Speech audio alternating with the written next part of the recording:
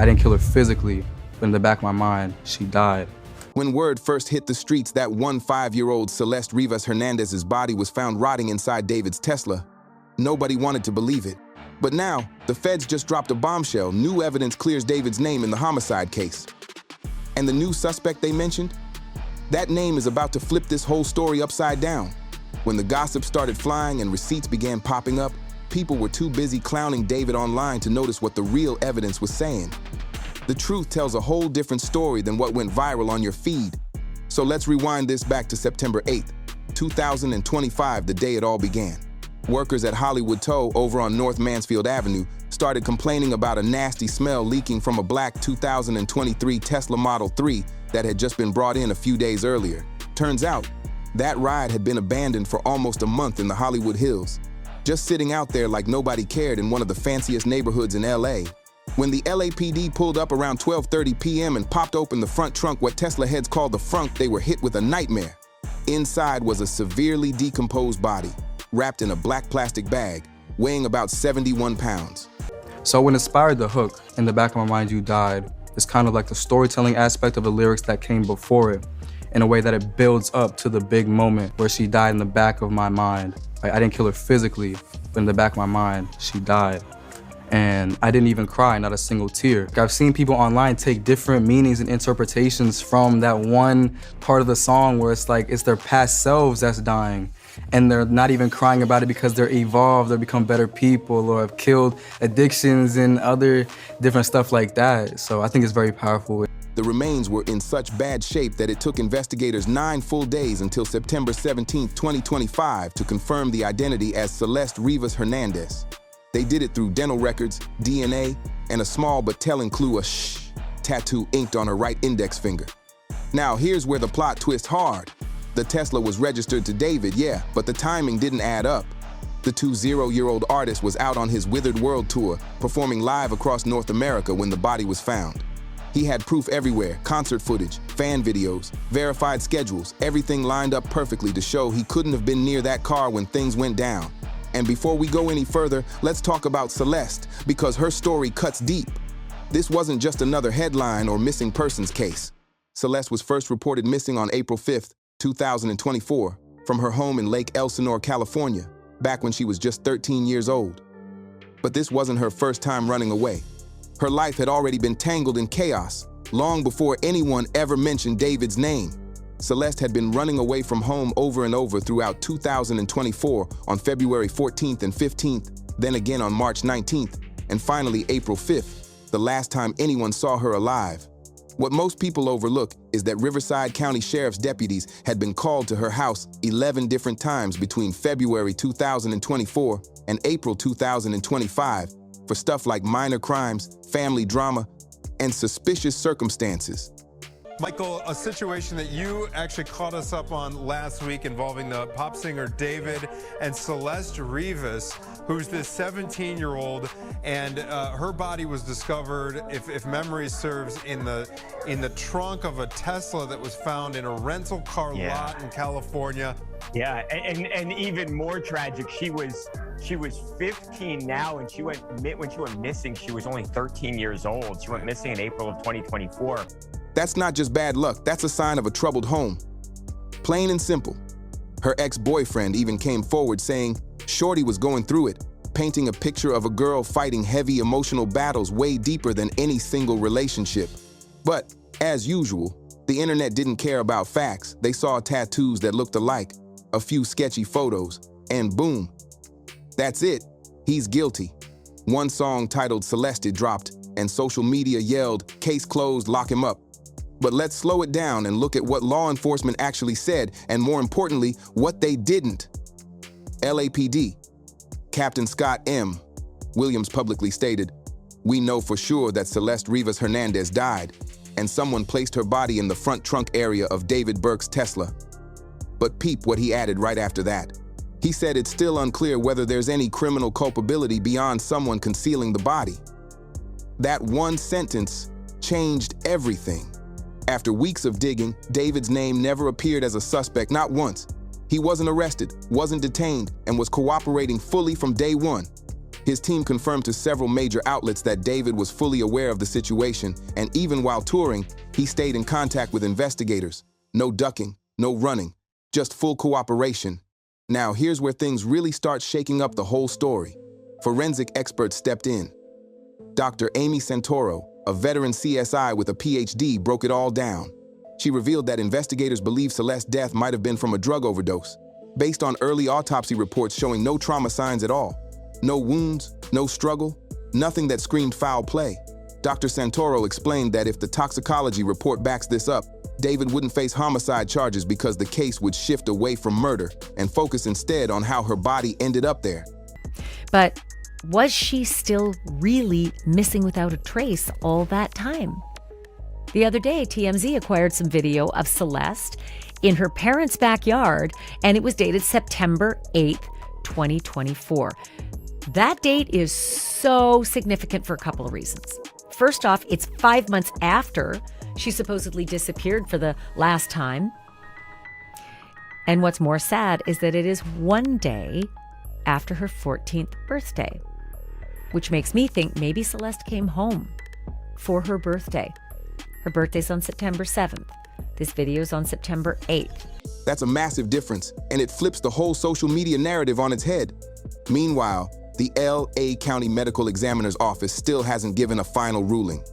They said the cause and manner of death are deferred due to decomposition, noting there was no pregnancy and too much damage to confirm exactly how she passed. Without an official homicide label, the case sits in this weird legal gray zone, one that totally dismantles the killer artist story people been spreading online. Criminal defense attorney Alexandra Kazarian even said it straight in a News Nation interview. There's zero evidence tying David to any crime. Despite all the online theories about the car, the photos, or the alleged relationship, she made it clear the LAPD's cautious silence is because they simply don't have enough info yet. So let's just say it, the elephant in the room is that messy speculation about their so-called relationship. Yeah, that's the part everybody's been whispering about. Celeste's mom told TMZ that her daughter once mentioned dating someone named David. Yeah, they supposedly had matching tattoos. And yeah, there were photos and Discord screenshots floating around online, but here's what everybody keeps skipping over while they're busy spreading gossip. David's manager, Josh Marshall, who was actually the one leasing that Hollywood Hills house David would sometimes crash at, said he had zero clue about any of this. Dude said he mostly worked remotely, barely interacting with clients face-to-face. Now let's talk about the timeline. The background reports have emerged that D4 paused his ongoing tour after a woman's body, later identified as a 15-year-old, was found inside a Tesla registered to his name. TMZ reported that the victim and the singer shared the same tattoo, Shush, on the same finger. He was obsessed with the victim, wrote songs about her, had matching tattoos and tons of pics together. She was still a Because this is where things start to crumble for everyone yelling, "He did it!" The Tesla had been sitting abandoned in the Hollywood Hills for almost 3 weeks before it finally got towed around September 3rd, 2025. During that whole time, David was out on his tour, performing live in different cities night after night. People in the neighborhood even told cops they'd seen the car parked there since mid-August, way before anyone found out what was really going on. And check this, when investigators looked at the state of Celeste's body, they estimated the decomposition to be between 2 and 4 weeks old, meaning she'd been gone for a while before they found her. That's key, because it raises a real question: who else had access to David's car during that time? It wasn't like the Tesla was locked away in some garage, it was just sitting out there in public for weeks. As the case unfolded through September 2025, things started looking less like a murder mystery pinned on David, and more like a tangled web involving a troubled teen, a shared vehicle, and a death with no clear cause. Forensics couldn't even agree on what happened, and LAPD's Robbery Homicide Division wasn't playing around. They moved in heavy on September 17th, 2025, hitting that Hollywood Hills rental on the 1,300 block of Doheny Place with a full search warrant. That property? It was being leased by David's manager, Josh Marshall, paying a wild $20,000 a month since early 2024. Cops tore through the place looking for blood traces, even checking drains and sinks, and grabbed laptops and electronics for forensic testing. They weren't leaving any stone unturned. But here's where it takes another wild turn, fam. Just days after that raid, on September 24th, 2025, the lease got cut short, and the whole spot was cleared out fast. The homeowner, lled, told reporters that Josh hit him up, saying they were breaking the lease and dipping out by week's end. He swore everything had been normal when the lease first started back in February 2024. No drama, no issues, nothing shady. Still, the sudden move made the internet explode with theories. People online claimed it was proof someone was covering their tracks, deleting evidence, hiding secrets, the usual online detective madness. But let's be real for a second. Imagine your client's name getting dragged into a high-profile death case.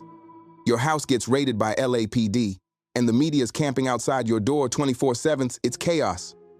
Under that kind of heat, who wouldn't pack up and bounce? Whether you're innocent or guilty, that Hollywood Hills house had security cameras outside that could hold some real answers. But here's the catch. The owner said he couldn't access any footage without tenant permission or a court warrant. So for now, those tapes are locked away like buried treasure. Now, let's break down what forensic science can actually tell us and what it can't, because this part is crucial. Due to how badly Celeste's body had decomposed, her weight had dropped to about 71 pounds, which made the investigation way harder. Forensic expert Dr. Amy Santoro explained that based on autopsy results, investigators strongly suspect a drug overdose, not a violent crime.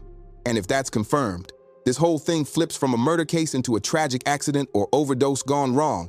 That absence of trauma on her body, that's a huge deal, fam.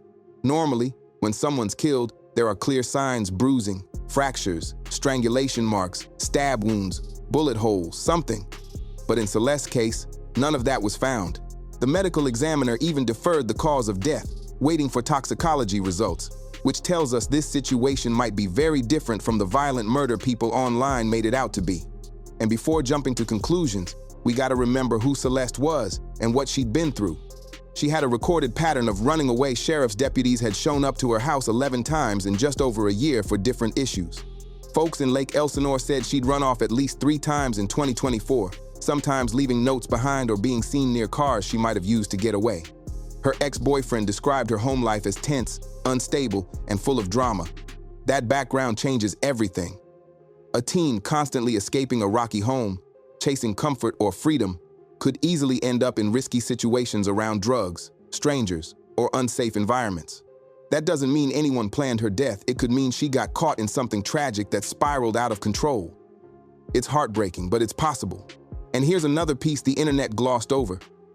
Private investigator reports from back in 2024 claimed that Celeste's relatives had emailed David's management after she first went missing, supposedly asking for help. Then, like clockwork, she came home the next day. Some people took that to mean someone intervened quietly behind the scenes. But when reporters pressed Josh Marshall, David's manager, he denied ever getting those emails. So what does that tell us? That facts and rumors have been mixed together so tight, it's almost impossible to separate the truth from the noise. Every little piece of gossip gets twisted, reposted, and spun into a new version of the story. And until those forensic reports drop, nobody really knows what went down behind that Tesla's trunk. The internet went into overdrive, analyzing David's lyrics like they were confessions. His breakout track, Romantic Homicide, suddenly became Exhibit A, especially with lines like, "In the back of my mind, you died, and I didn't even cry. No, not a single tear." Fans swore he was spilling his guilt in plain sight, but when you look closer, that theory falls apart fast. David already cleared this up in a Genius interview, saying that song dropped way back in July 2022, long before Celeste even went missing. Still, online detectives claimed it came out on her birthday, which turned out to be completely false. Yet people kept reposting it like gospel. Once that rumor caught fire, it didn't matter what the truth was. The damage was already done.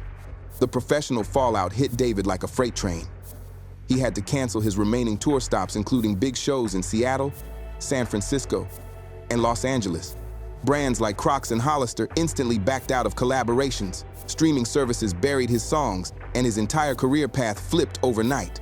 It didn't matter that the investigation hadn't pinned anything on him. The court of public opinion had already handed down its verdict. But not everyone turned on him. Some streamers like Jason Liu and Ludwig jumped on live to discuss the chaos, trying to make sense of it all. One of them even said he was obsessed with the victim. Wrote songs about her, had matching tattoos, and tons of pics together. People twisted that to sound like guilt, but they were just repeating what the internet was already echoing. Things got even messier when Jason first said David didn't do it and isn't a murderer, trying to give him the benefit of the doubt. But as more details, many of them unverified, surfaced online, Jason got dragged hard for defending him. Later, Rain, another streamer, stepped in to back him up, saying that supporting your friend before solid evidence drops is natural, but continuing to do it after facts emerge could be crossing the line. Meanwhile, the focus shifted heavy onto the Tesla itself. These cars got Sentry mode cameras that record everything, plus data logs that track every move. Even DJ Academics pointed out that if David was really behind something this serious, doing it inside a Tesla, a literal surveillance machine, would have been beyond stupid. He said this should actually make the case easier to solve since the tech basically snitches for you. And slowly but surely, the truth started surfacing. By late September into October 2025, the story that was once painted as a cold-blooded murder began looking more like a tragic, chaotic mess involving a vulnerable teen, possible drug use, and a string of terrible choices that ended in disaster but not necessarily murder. All those wild claims from early on started collapsing under real evidence. The deeper the forensics went, the clearer it became that this wasn't some pre-planned killing. It was a devastating accident, tangled in social media, lies, and public hysteria. And once again, Dr. Amy Santoro came forward repeating that investigators still believe Celeste's death was likely from a drug overdose. Her words hit hard because they might be the most crucial piece in finally understanding this whole twisted situation. By early October 2025, new posts from Dr. Amy Santoro started blowing up across social media, breaking everything down piece by piece. She explained that if toxicology results confirm a drug overdose, then David would most likely avoid homicide charges altogether. That's because Celeste's death could have been self-inflicted or accidental, especially considering her past risky behavior and the chaos surrounding her final months. And when you really look at it, that theory lines up perfectly with the key facts. No trauma marks were found during the autopsy, just like Santoro said. Then there's Celeste's pattern of running away and finding shelter in random places. She was constantly on the move, which makes it harder to track exactly what went down. Plus, the medical examiner's decision to defer the cause of death wasn't some shady cover-up. It was a sign of real scientific uncertainty. The body was too decomposed to give quick answers, so experts had to move carefully instead of guessing. Now, let's talk about the car, because this Tesla keeps coming up. Multiple insiders confirmed David actually owned several vehicles, and this particular one, the Black Model 3, was accessible to more than one person. It had been abandoned for weeks, sitting out in public while David was on tour, performing live across North America. The timeline of decomposition even shows that Celeste had been gone weeks before the car got towed, overlapping with the time David was verified out of LA. That raises some serious questions, fam. If David wasn't physically around when Celeste died, and if her death was an overdose rather than an act of violence, then what exactly would he even be guilty of? Could it be that she died somewhere else, and someone maybe trying to avoid trouble or police heat moved her body into David's car, knowing he was far away?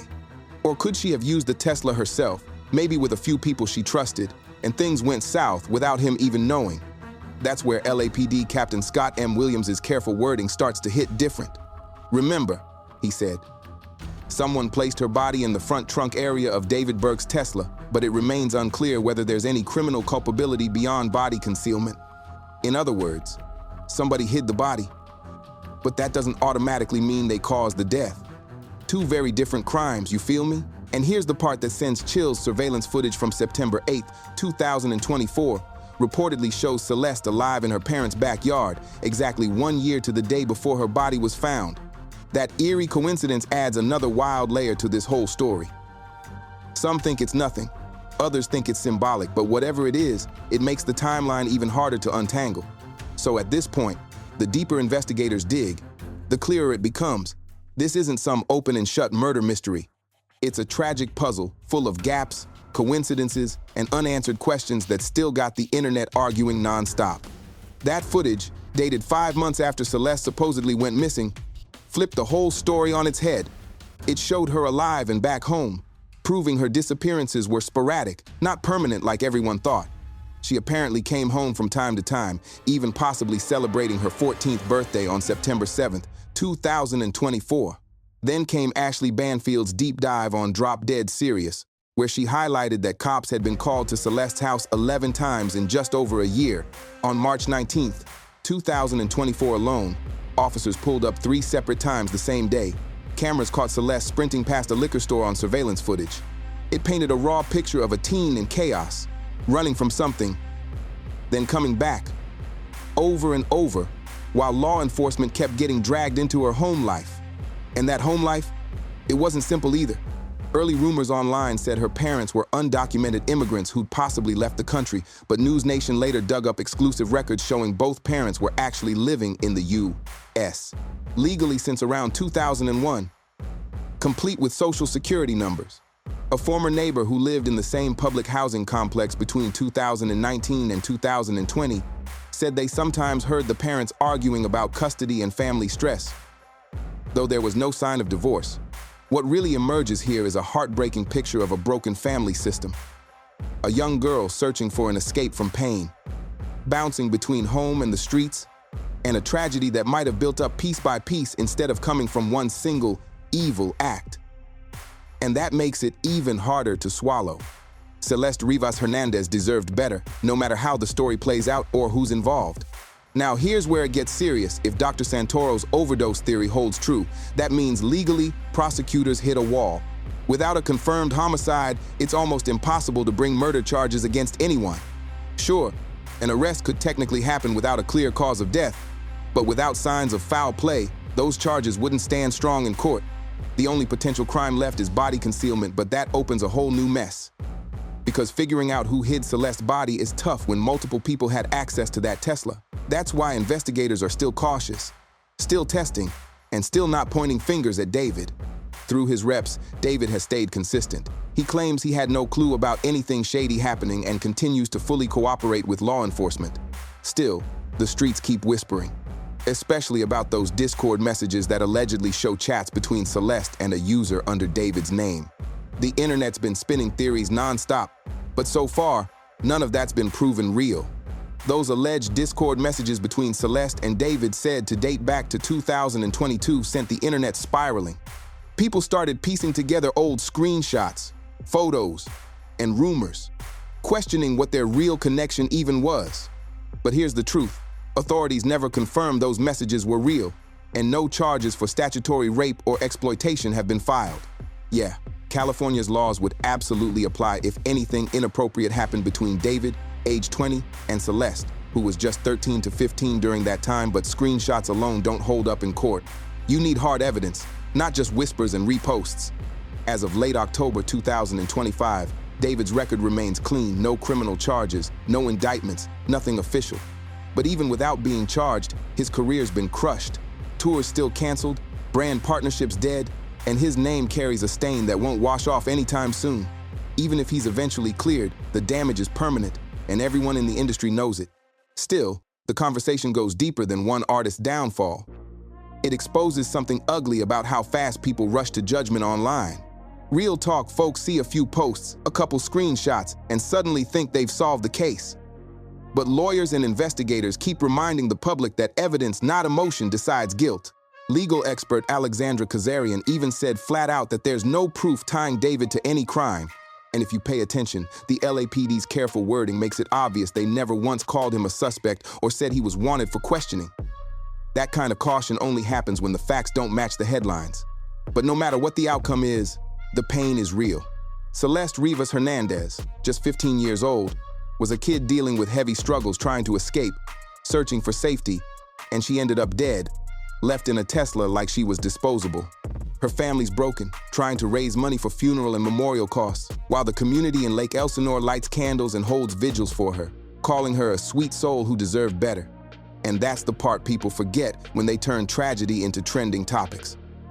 Behind every theory, there's a real person gone too soon, and a family drowning in grief. The case might not end with a big courtroom drama or a shocking confession, but that doesn't make it any less devastating. Now, as the world waits for final toxicology results and possible updates from prosecutors, one thing's becoming clear: the actual evidence, the science, and the timelines don't fit the murder narrative that social media ran with. Even Dr. Amy Santoro said we're still weeks away from any potential charges, and if they do come, they might look nothing like what people were expecting. The real story isn't about instant justice or viral outrage. It's about how complicated truth really is when you strip away the noise. The American legal system, for all its flaws and for all the ways it's failed people from the hood, still runs on one powerful principle: innocent until proven guilty. That standard exists because human judgment is messy and circumstantial evidence can twist reality fast. But once we ditch that principle in the court of public opinion, we start destroying lives off half-baked facts and viral speculation. Right now, the coroner's report holds the real truth. Until those toxicology results are finalized and fully analyzed, everything else, every theory, every post, every hot take is just conjecture. It's all noise until the science speaks. Because the difference between a tragic accident and a calculated murder ain't small. It's the difference between seeing this as a systemic failure that failed a young girl and painting it as the act of one cold-hearted monster. So before we judge, before we tweet, before we decide who's guilty, let's remember, truth takes time. And when it finally drops, it'll separate the facts from the fiction once and for all. If you made it this far, make sure to like, comment, share, and subscribe for more deep dives like this one. And I'll see you in the next video.